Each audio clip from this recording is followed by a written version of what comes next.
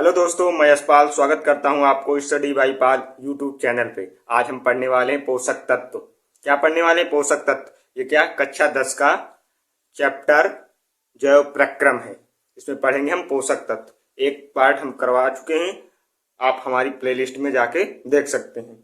जैसे पोषक तत्व में सबसे पहला पोषक तत्व क्या है? कार्बोहाइड्रेट, जो हमें 60% एनर्जी देता है। कार्बोहाइड्रेट हमें 60% एनर्जी देता है। इसमें हमने क्या लिखा है? जैविक कार्यों के लिए इनका उपयोग कोशिकीय ईंधन के रूप में होता है।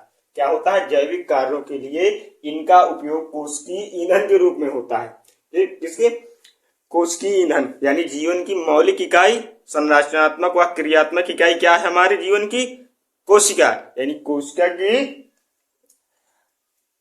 कोशिकीय ईंधन के रूप में कार्बोहाइड्रेट काम करता है। ये कार्बन, हाइड्रोजन एवं ऑक्सीजन के मिलने से बनते हैं। क्या है? कार्बन, हाइड्रोजन एवं ऑक्सीजन के मिलने से बनते हैं। ये दो प्रकार के होते हैं सरल कार्बोहाइड्रेट, जैसे ग्लूकोज, फ्रक्टोज तथा लैक्टोज। फ्रक्टोज ये फलों में पाया जाता है अधिकतर। ग्लूकोज के रूप में हमें ऊर्जा मिलती है, यानी कार्बोहाइड्रेट जो हमारे शरीर में ऊर्जा के लिए उपयोगी होती है वो क्या होती है? ग्लूकोज।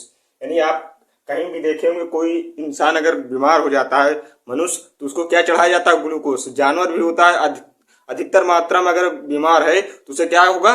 ग्लूकोज चढ़ाना पड़ेगा। यानी हमारे ऊर्जा के लिए मुख्य स्रोत क्या है? कार्बोहाइड्रेट तथा लैक्टोज आदि। सरल रूप में ये गन्ना क्या होता है? कार्बोहाइड्रेट हमें मीठे पदार्थों में पाया जाता है। कार्बोहाइड्रेट मीठे पदार्थों में पाया जाता है, जैसे गन्ना हो गया, चुकंदर हो गया, खजूर हो गया आदि में पाए जाते हैं। जटिल कार्बोहाइड्रेट दूसरा इसका खंड है, जटिल कार्बोहाइड्रेट, जिसे मंड यानी स्टार्च भी कहते हैं, के नाम के रूप में आलू, चावल, मक्का तथा साबूदाना आदि में पाए जाते हैं। जिसको मधुमेह रोग हो जाता है, क्या हो जाता है? मधुमेह। उसको क्या करते हैं? यानी चावल इत्यादि खाने के लिए डॉक्टर मना कर देता है, यानी जिसे हम हिंदी में क्या कहते हैं? शुगर। जिसको हो जाता है उसको ये सब खाने के लिए मना कर दिया जाता है, क्योंकि इनमें क्या होता है? कार्बोहाइड्रेट। उसकी जो मधुमेह रोग में होते हैं बीटा सेल, क्या होता है? बीटा सेल, वो इंसुलिन नहीं बना पाता, जिसकी वजह से रक्त में क्या बढ़ जाता है? कार्बोहाइड्रेट की मात्रा। उसी से क्या होता है? मधुमेह रोग। चलिए विटामिन पढ़ेंगे। अगला पोषक तत्व हमारा क्या है? विटामिन। ये जटिल कार्बनिक पदार्थ हैं जो शरीर की प्रतिरक्षा प्रदान करते हैं, यानी जो शरीर को प्रतिरक्षा प्रदान करते हैं। इनकी कमी से अपूर्णता रोग होते हैं। ये वृद्धि कारक भी होते हैं, जैसे किसी को हाइट बढ़ाना, विटामिन B12, शरीर को मजबूत करना, सी, विटामिन डी जो सूर्य की ऊर्जा से मिलता है, मछली से भी हमें विटामिन डी मिलता है। ये सब क्या करते हैं? शरीर को मजबूती प्रदान करते हैं, यानी शरीर की प्रतिरक्षा के लिए हमें विटामिन की आवश्यकता होती है। और ये डेली बेसिस पे हमें विटामिन की आवश्यकता होती है। हमारे शरीर में डेली रूटीन में विटामिन चाहिए हमारे शरीर को, क्या? प्रतिरक्षा के लिए। इन्हें वृद्धि कारक भी कहते हैं। विटामिन दो प्रकार के होते हैं। विटामिन कितने प्रकार के होते हैं? दो प्रकार के, एक जल में घुलनशील, एक वसा यानी फैट में घुलनशील। वसा हम आगे पढ़ेंगे। जल में घुलनशील कौन होता है? बी और सी। विटामिन बी की कमी से कौन सा रोग होता है? बेरी। और विटामिन सी से स्कर्वी। इसी तरह वसा में घुलनशील कितने होते हैं? ए, डी, ई, के। कौन सा वसा में घुलनशील होता है? ए, डी, ई, के। अब हम पढ़ेंगे वसा। क्या पढ़ेंगे? वसा यानी फैट। होता क्या है? चलिए स्टार्ट करते हैं। शरीर में अतिरिक्त भोज्य पदार्थ, यानी शरीर में जो अतिरिक्त पोषक तत्व होते हैं वो क्या होते हैं? वसा के रूप में संग्रहित होते हैं। जो अतिरिक्त हमारा भोज्य पदार्थ होता है वो वसा के रूप में संग्रहित हो जाता है हमारी कोशिकाओं में, क्या है? और उसका ऊर्जा प्रदान करते हैं। ये ताप नियंत्रक तथा कोशिका कला के निर्माण में सहयोग देते हैं। ये ताप को नियंत्रित करते हैं और कोशिका कला के निर्माण में सहायता भी प्रदान करते हैं। इसके अतिरिक्त ये शरीर की आकृति भी प्रदान करते हैं। आप देखते होंगे जो मोटा आदमी होगा उसको डॉक्टर क्या बताता है? इसमें फैट की मात्रा ज्यादा है, इस आदमी में वसा ज्यादा हो गया, जिसकी वजह से उसे प्रॉपर वर्कआउट इत्यादि चीजें बताता है। यानी वसा जब ज्यादा हो जाता है तो शरीर क्या हो जाता है? भारीपन ले लेता है। उसी को क्या कहते हैं? वसा। वसाओं का निर्माण भी कार्बन, हाइड्रोजन व ऑक्सीजन के मिलने से होता है। जो भी पोषक तत्व हैं उनसे अगर ऊर्जा बनेगी तो उसमें क्या मिलेगा? ऑक्सीजन।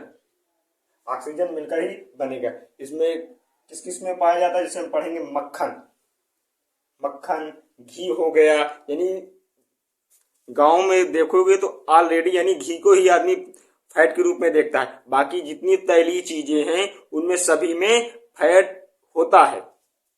जैसे मक्खन हो गया, पनीर हो गया, दूध, घी, नारियल का तेल, यानी जितने भी तेल होंगे, ऑयली चीजें होंगी, वो सब उनमें क्या होगा?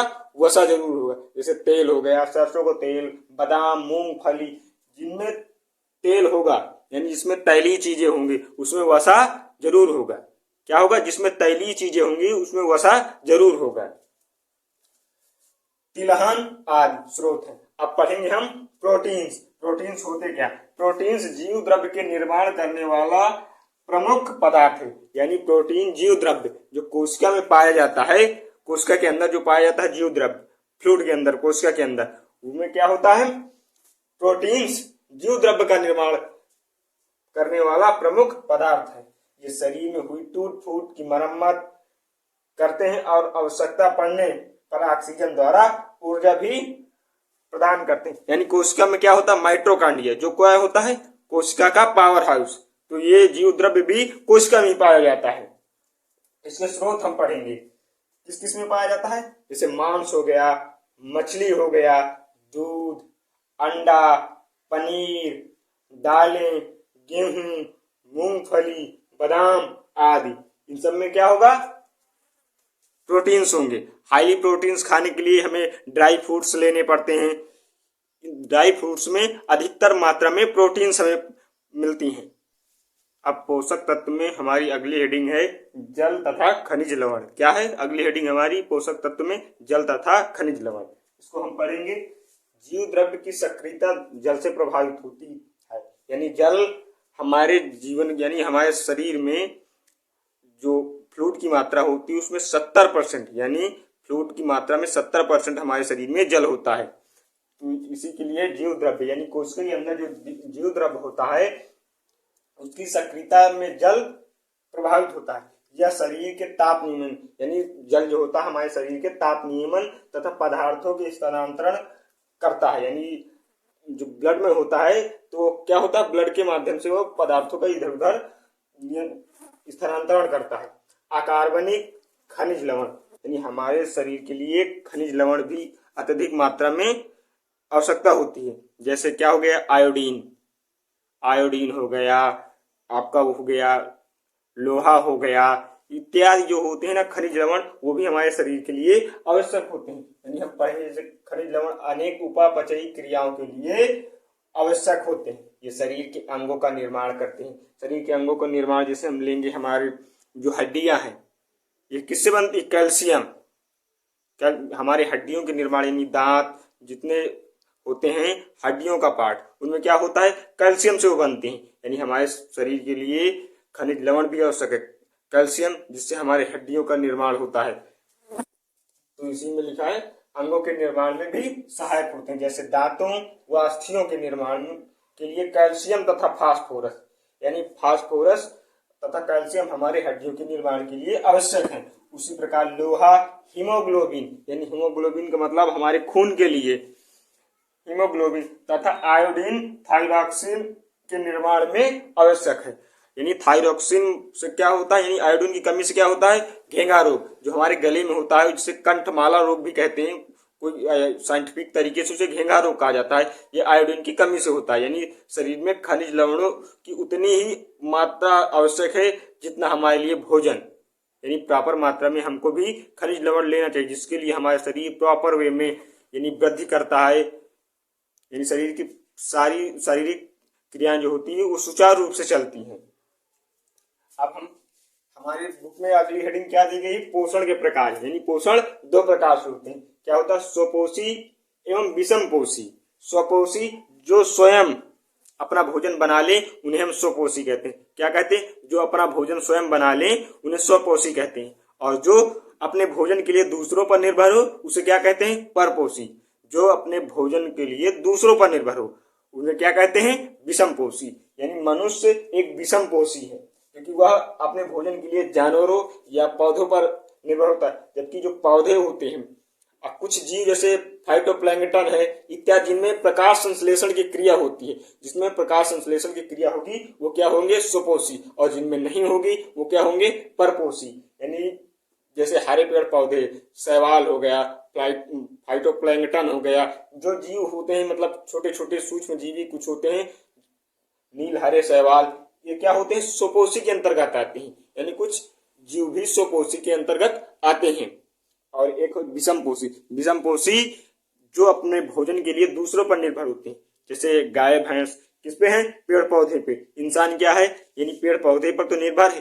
कुछ इंसान मांसाहारी होते हैं, वो मांस पे भी डिपेंड होते हैं, जैसे मांसाहारी जानवर हो गए, वो किसी न किसी पे डिपेंड है।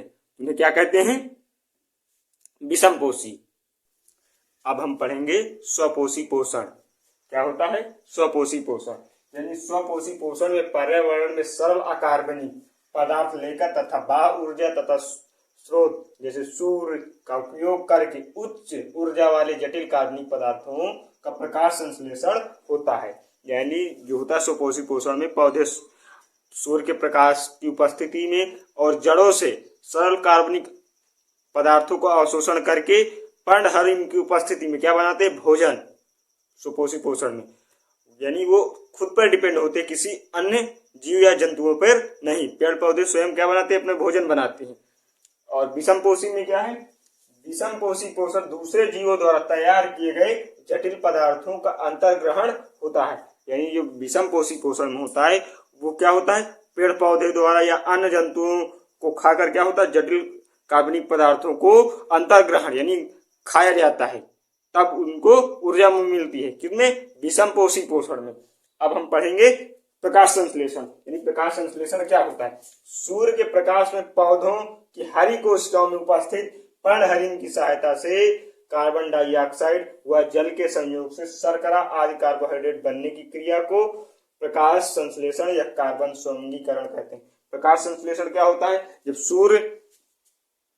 जब पेड़ पौधे सूर्य की प्रकाश की उपस्थिति में अपना भोजन स्वयं बनाते हैं। क्या? सूर्य की उपस्थिति, प्रकाश की उपस्थिति में क्या पेड़ पौधे अपना भोजन जब बनाते हैं उसी को क्या कहते हैं? प्रकाश संश्लेषण। क्या कहते हैं? प्रकाश संश्लेषण। प्रकाश संश्लेषण क्या होता है? जैसे इसमें क्या होता है? पेड़ पौधे 6 CO2 प्लस 12 H2O यानी क्या करते हैं? वो अवशोषित करते हैं। और इसमें क्या होता है? सूर्य का प्रकाश, यहाँ क्या डालेंगे? सूर्य क्या प्रकाश, और नीचे क्या डालेंगे? पर्णहरिम या क्लोरोफिल। क्या डालेंगे? पर्णहरिम। इसे हम क्लोरोफिल भी कहते हैं। पर्णहरिम को क्लोरोफिल भी कहते हैं। इसकी उपस्थिति में क्या बनता है? C6H12O6 यानी क्या? ग्लूकोज। ग्लूकोज के माध्यम से ही ऊर्जा मिलती है। तो क्या होता है? 6H2O यानी जब बनता है भोजन, उसके बाद पत्तियों द्वारा यानी पेड़ के पत्तियों द्वारा जल का उत्सर्जन किया जाता है। क्या किया जाता है? जल का उत्सर्जन किया जाता है। भोजन बनने के बाद क्या होता है? उसका जल का उत्सर्जन किया जाता है। आई होप आपको यह टॉपिक अच्छे से समझ में आ गए हो। मिलते हैं नेक्स्ट वीडियो में, तब तक के लिए जय हिंद, जय भारत। पढ़ते रहें, मुस्कुराते रहें।